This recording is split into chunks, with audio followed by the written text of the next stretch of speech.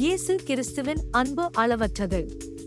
கல்வாரியில் அவர் நமக்கு கொடுத்த அன்பு உலகம் கொடுக்காத அன்பு.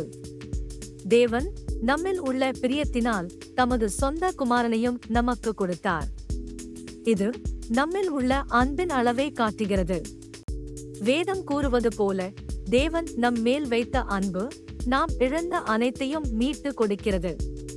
அன்புக்குள்ளாய் யாரையும் ஈர்க்க முடியும். அன்பு என்பது தேவனுடைய பிரமாணமும் கட்டளையுமாய் இருக்கிறது. அன்பில்லாதவன் தேவனை அறியான். தேவன் அன்பாகவே இருக்கிறார். நாம் நம் முன் காணும் மனிதர்களிடத்தில் அன்பை காட்டி தேவனுடைய அன்பை பரிமாற வேண்டும். நம் பேச்சிலும் செயலிலும் கிரியிலும் தேவனுடைய அன்பை வெளிப்படுத்தலாம். அன்பு நம் வாழ்வியல் அடிப்படையாக இருக்க வேண்டும்.